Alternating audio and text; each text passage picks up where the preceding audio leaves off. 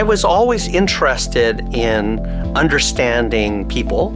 And when I took my first psychology course at Stanford many years ago, I was fascinated by the fact that it wasn't just understanding people.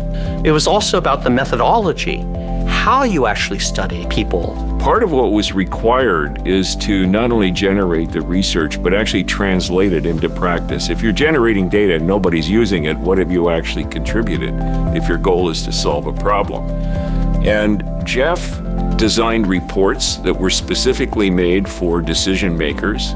He provided them with the data they needed in the form they needed at the time they needed it. Roy and I had lunch at the university club, and he said, "Oh, well, Geoff, the Canadian government's about to release these graphic warning labels that are going to go on packs of cigarettes."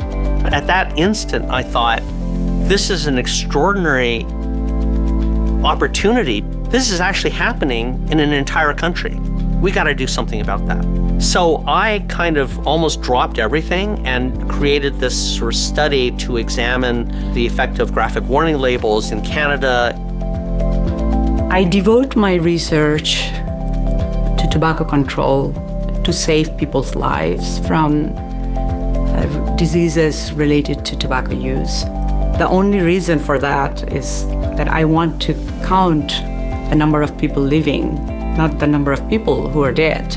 I think I'm with Dr. Fong totally on that because he follows the same principle, and I learned it from him.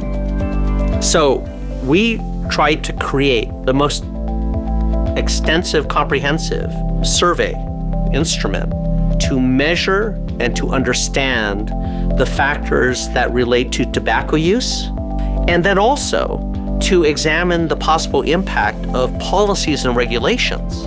We created a theoretical framework where we defined what should change in individuals after they see warning labels. The ITC is unique in that it's addressed more than 40 countries, about 50% of the world's population, about 70% of the world's smokers have been involved in ITC data. So there's nothing like it, not at the WHO, not at the International Union Against Cancer, which are wonderful organizations, but it's the ITC that has drawn all of these data together in one place. Geoff has had a massive scale worldwide as a researcher. I know of no other researcher who's done as much to prevent disease, starting with cancer, but including heart disease and other chronic diseases. And by preventing those diseases, he's given millions of smokers, on average, 10 extra years of life. That has big implications for economies, it has big implications for healthcare systems, and above all, it has big implications for families. Geoff gives the immediate vibe of, I really care about this. This is not something, it's not just a job. This is something that he cares about, and that he knows that the work he does has an impact on people. He's not only a capable scientist, but he's got a huge level of integrity. He's trustworthy, and that shines through. He's somebody who's fun to work with. That attracts good talent. He's doing something that's really important, and he's a visionary. That attracts the best people. I consider him to be an international public health hero.